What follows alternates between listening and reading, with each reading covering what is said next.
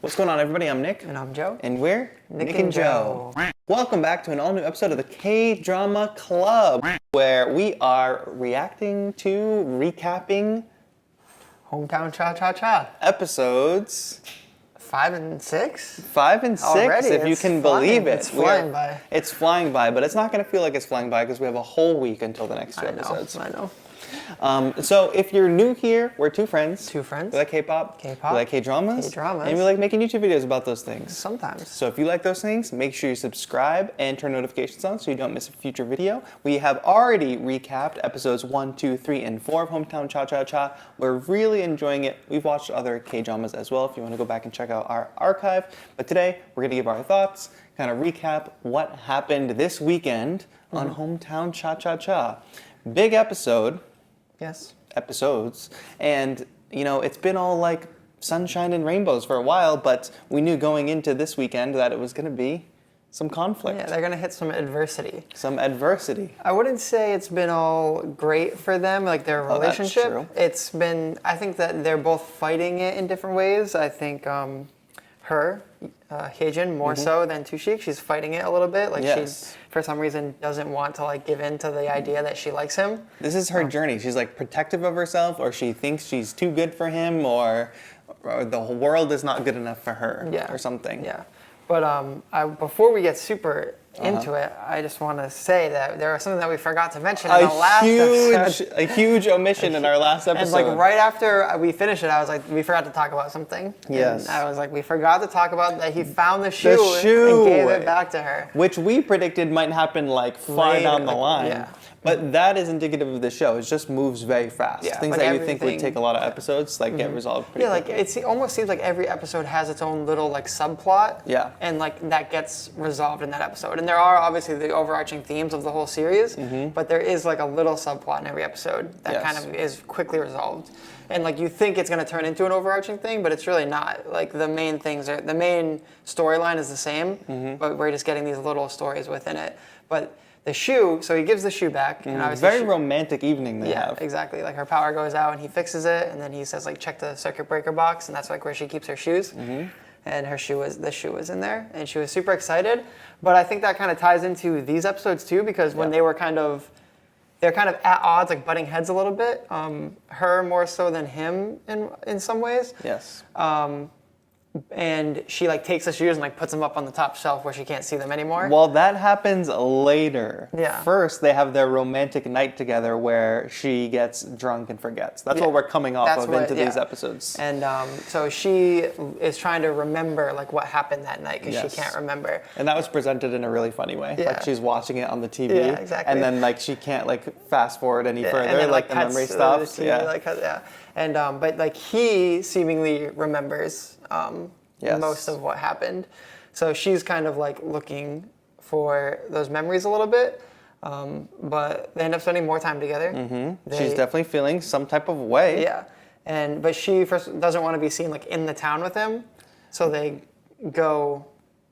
Well, despite their efforts of not trying to be seen together, the gossipers of the town are all in a group chat together and have photo evidence. Every time something happens, I know that woman is going to be there to like take a picture of it and send it to everyone. She's in charge. But it's like everybody is in on the little gossip spree. Like like all the main like townspeople that we know about are all in on the gossip spree. Once they find out these two are hanging out together, well, the whole thing is she's spotted leaving his house. Yes. In the morning, and that is just like a whole spiral of news that sends the whole town into like this surveillance team where they're trying to figure out what's going on. And she's hoping to like dispel the rumors by just like cordially having breakfast together, I guess, once everybody finds out. But then he wipes something on her mouth, and it looks like they're closer than they actually are. So this is like, I think, snowballs for her in like she doesn't want people to get the wrong idea, and she's very worried about people's perception of her. And I don't even think I think that this is part of the reason why she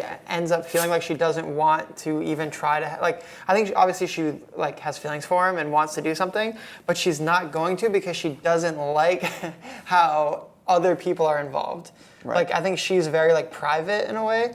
So like just the fact that all these people are like getting involved in her business and stuff makes her not want to be around him. Yes. Because she thinks that like she wants to be seen a certain way. She's a dentist. She's a doctor. She wants to be like viewed with respect. And I feel like she like wants people to see her as like cold and like kind of like calculating. Like, you know what I mean? Like Yes. she wants people to look at her and think. I think like she thinks that like people who demand respect are kind of like mysterious and like you don't know about them. And like I think that's part of why she's drawn to Dushik is because he has that kind of vibe. Yeah. He's like super nice, but he's like mysterious and like.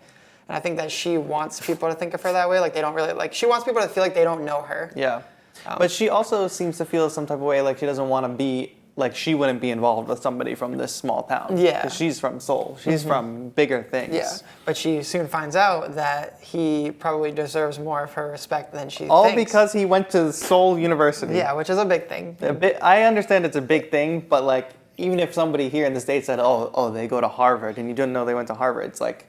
Who really thinks that way in this generation? I guess people do. Yeah, and in Korea, I think it's more like what college you went to is a little bit more of like a social hire. I think here people don't really care about that kind of stuff. Right. Well, certain people care. Yeah, certain people care. People who went to Harvard care. Yeah. That other people went to Harvard, kind of thing. But for her, she obviously I think feels very strongly. Yeah, I think that it was just something that she probably. It was just like the last thing that she would have expected is that he went to a prestigious university and studied engineering and all this stuff.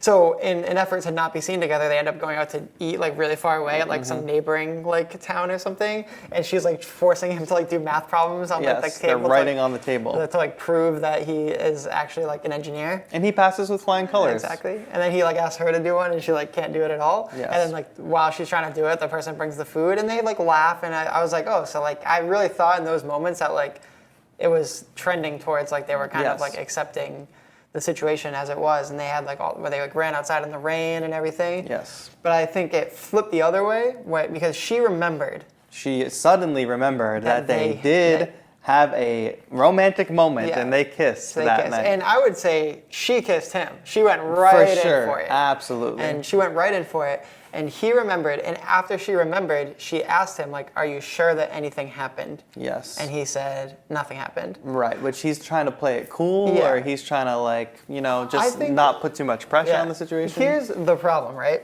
Is that I think from his perspective, she has indicated over and over again that that's not how she feels. Right. She's giving all these signals, like, that's like, no, you know what I mean? Yeah. And so from his perspective, he likes her, and he wants to be able to, like, still be her friend, still maintain a relationship. Just like even if they're just friends, like he probably says like, okay, am I able to be around her and keep at this for a long period? Like I think eventually she'll like they could fall in love. Exactly, like she'll like stop with all these this guardedness and like let herself go, like because in small moments he sees that she's like letting her guard down. Yes. So it's like his assumption is, okay, if I just hide the fact that we kissed so that she doesn't feel uncomfortable, and then we can keep seeing each other. Then it'll evolve. It'll evolve back to like that moment again. Yeah. But from her perspective, she was like, okay, if he really likes me, then he's gonna. And I say like, oh, did nothing really happen? And he'll be like, yeah, we kissed. Then maybe like she's like, okay, then maybe from there she would have been able to take it. So, but when he lied to her, I think that she felt like, okay, maybe he's not interested, or maybe like, I think that he did something that she didn't like in that situation, right? Because she just left, she walked away. So I think that maybe she wanted him to tell the truth and say like, we kissed. Yeah, or she thought, oh, it didn't mean anything to him. He doesn't want me to know, like, or he doesn't, or you know, whatever it is. But that definitely was a trigger for her too. Yeah. And then more of a trigger too was. We're jumping around a little bit, but I guess we're just focusing on their relationship. Yeah. Like another trigger too was like the gossip like that kept evolving about them, and that kind of comes to a head at this like community meeting where somebody literally says something out loud about them and notices, oh, they're sitting apart, so obviously nothing's going on, but it's like said out loud in front of everybody and everybody's laughing, and that kind of causes her to not feel great, and she kind of leaves the meeting and she's just like over it, like she doesn't want, like that is not helping the situation at all, which is kind of like separate to like how she feels about Dushik. But she definitely doesn't want this small town that she already feels like an outsider in, like gossiping. She says, like, why does it have to be at my expense? You know? But I feel like she's almost like holding that against him. Right. Like where it's like, where she is like... She's saying like, you keep crossing the line, you keep doing this, you keep doing that. But it's like, all they're doing is like spending time together, and all these other people are talking about it. I think he's trying to say that, like, it doesn't matter. Like, they're just talking. Like, they just live in a small town, and they're just going to talk. And they're going to talk, Like, we can be friends and whatever. And she is just, but I just feel like she doesn't accept that. Like, she can't accept that. And I feel like in these episodes, I think it was particularly frustrating, because I was saying this while we were watching it, where, like, over and over again, she is, like, being unreasonable and, like, shutting Dushik down, like, at every turn, when it's clear that she, like, that's not what she actually wants to do. She just feels like she's, like, somehow, like, protecting herself or something. Yeah. But he, every single time without fail, like, accepts that and says, like, okay, I understand where she's coming from, and I'm just going to continue to be nice to her and continue to try over and over again to reason with her.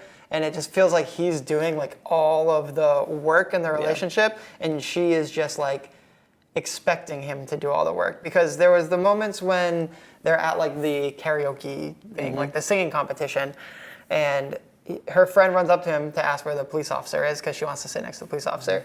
And then this is after she, like, told him off and said, like, oh, I don't think that, I don't want, like, you're crossing the line. Yeah, like, I don't want to, like, you to be around all the time.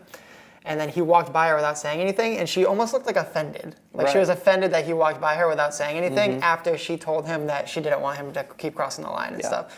So I just feel like she's, like, expecting all this out of him without actually, like, she's not putting any effort into, like, trying to develop that relationship, but he's putting all the effort in, and she's still, like, it's, like, not enough for her, I guess. Don't you think some communication could help here? He could say, okay, I kind of like you a little bit. Yes. Like, they could say that they kind of have feelings for each other without being like, and I think, we're going to get married. You know? That's the way that he's kind of blowing it too, because, like, he went to I think the scene where he went to the dentist, and she was like, is something bothering you? And he's like, yeah, something is. She's like, what? And he said, our relationship. And he just, like, sat up, and like, we were like, oh, this is going to be a great moment. Yeah. But he kind of plays it off like, oh, like, men and women can be friends. Like, sometimes things can happen. Like, we make a mistake and we kiss each other, but we can still be friends. Well, and I think that when that scene first started, you're like, oh, this is going to be a moment. And then when he started going into that direction, like, I think that she was kind of upset, because she wanted him to just be like, I like you. Yeah, it still didn't go the direction we wanted exactly. to go. So,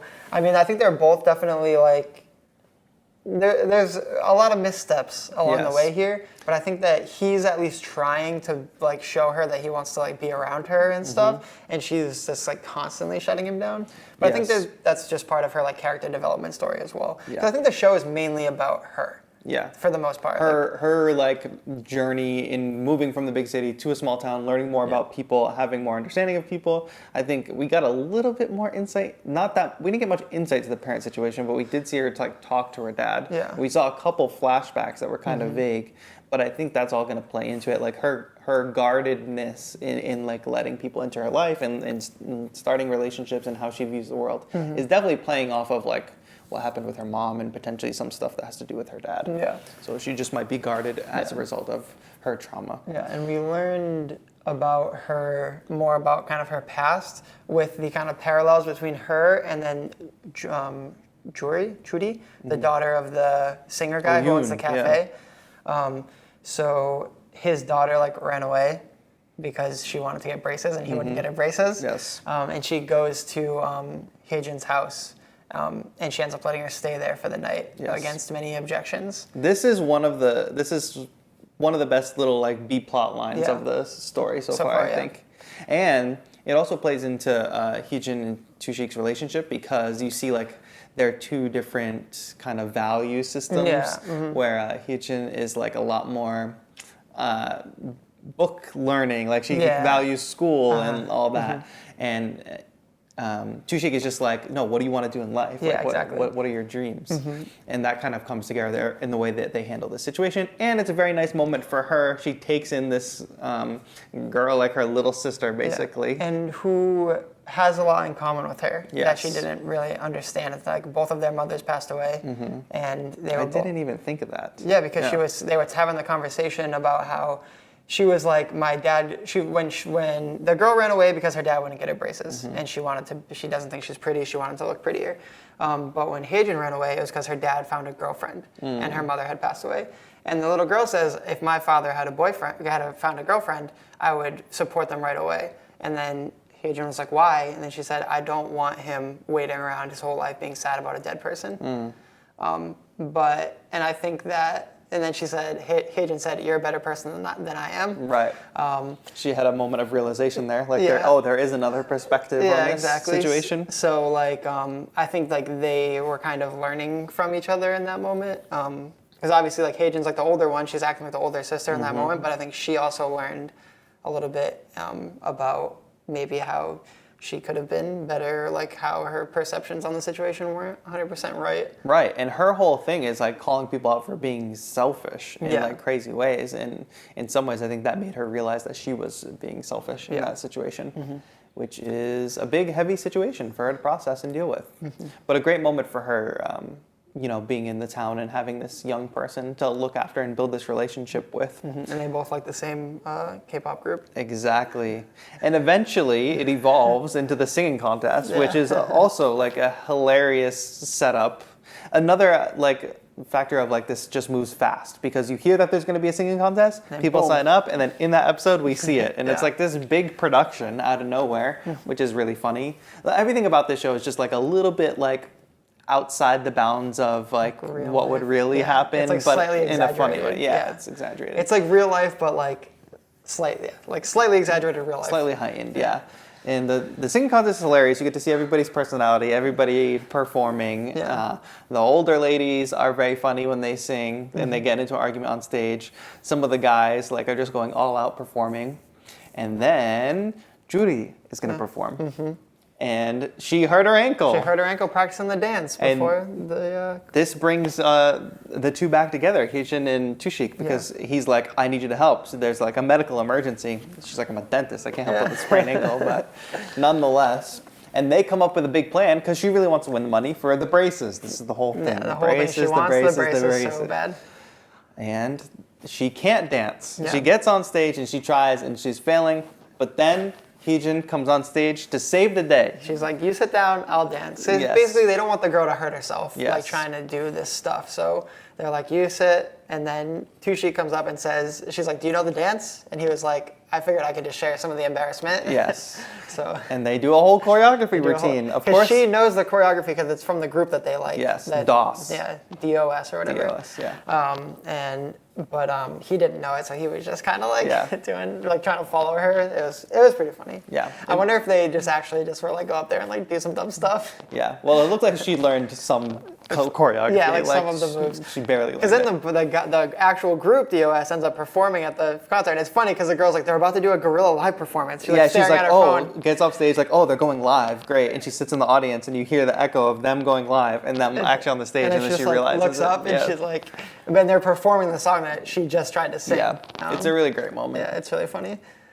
And of course, well, she places second, we should say, and we have to give an honorable mention to Bora. What a great performance. Stole the show. Those two little kids, Bora, I can't remember the boy's name right now, but it would come to me instantly if I saw it. But those two like best friends, the little kids. He stands up in the audience and is just like in awe. I couldn't tell if he was like in love with her or if he just was, like couldn't believe that like his friend could sing or something. We're gonna need a spin-off series of them in like 10 years. Exactly, just those two, because those two characters are like the scenes with them in it are always like really good. Like that kid is really funny and the girl is really funny too.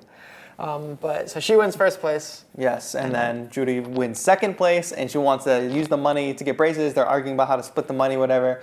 And Hyejin says, "I'll take the money and I'll do your braces at a discount." But it's not. She said it's not for free. She's gonna pay her back later when she gets older. So she has to be successful. And then Dushik was very proud in that moment. And we also find out that Juri's a really talented artist. Yeah, too. Exactly. So I think that was obviously gonna come into play later with her being like, I don't want to. Her dad's mad at her about her grades, but what she really wants to do is like fashion. It seems like she's like we're doing like fashion drawings. Yeah, but guess what? Her favorite idol is they perform on stage, and then she has the chance to meet him, but her ankle is broken. She can't quite catch up. Her dad. Yes, after they had so much conflict about the grades and the running away and whatever, her dad said he has a herniated disc, and he says, "Get on my back," and they run like crazy people, like screaming to the van. and she gets to meet her favorite idol. Yeah. And of course, what does he tell her? He tells her that she's cute, and he recognizes her because of her Snaggletooth. the one thing she wanted to get fixed. Which you called by the middle of the episode that would happen. Yeah, exactly. I was like, so. That was a very good. Because she had met that idol like in the previous episode, but she didn't think it was real, and I was like, this guy's gonna like tell her he likes her snaggletooth, and she's not gonna want to get braces anymore. Mm-hmm. So, but it's funny that it actually happened like that. Yes. So. And that's funny too, because like that whole like her running away from home, the whole braces storyline went beginning to end in that episode too. Yeah. Like you never heard about it before that, and it's like over now. She doesn't want the braces anymore. But now we got to figure out what's going to happen with the prize money. She got to give the prize money. Split it 3 ways now. Exactly. Because she's not going to get the braces anymore. Yes, which it doesn't seem like she really needed braces anyway. Yeah. She just had one snaggletooth. Yeah, exactly. Anyway, so this was a great couple of episodes. Yeah. But what else did we miss? I mean, the story evolving between the divorced couple and the teacher in town. Didn't really get pushed any further in this episode. No. I think that it showed the picture of the three of them standing together when they were younger, and it leads me to believe that maybe the two girls were like friends when they were younger. Right. They might have been like a group of friends or something. So I'm thinking that maybe like, because the girl keeps asking the other girl to get dinner. Yeah. So I'm thinking that they were probably friends, and she probably wants to be friends again, but there's like this tension now because of she feels like her ex-husband wants to be with this woman instead of her. So I think that there is like a little bit of tension there, but I feel like the partners that got divorced, like the man and the woman, I feel like that woman is starting to like kind of understand and like warm up to the fact that the other woman's there. Yeah. And she's starting to like, she doesn't seem angry is the thing. Right. It just seems like she's like a little sad, but I don't think, I'm kind of curious how that story is going to keep developing. Yes, because the like fairy tale-ish ending, the generic ending would be, the couple that was divorced realizes they actually do love each other and gets back together and the outsider goes away. Yeah. But it doesn't seem like it's trending that way, and that also doesn't seem too much like reality. Like it could for sure go the other way. The outsider, like she doesn't seem like she's like a bad guy in the show. No, not at all. She's Like just like a nice perfectly teacher. nice teacher, and like they're making her out to be like a nice person. So I think that storyline is not like. It can be a little gray. Yeah. I hope it is a little bit gray, and that it doesn't have to be so like fairy tale ending, kind of black and white kind of thing. But I'm just like curious to see how it goes, because that guy is so dopey. It's like it's kind of funny, like just like the way he like talks and like everything, and then He's always trying to formulate the messages, and then his like coworker is like standing over him, and he doesn't realize he's there. Yeah. So. What did we miss? I don't think we missed. I think we were pretty good on this one. No big things like the shoe. No big things like the shoe. Well, we won't find out until we publish and somebody notices. That's true. Yeah. Your mom's gonna call us and say, "You guys forgot this." Yes, exactly.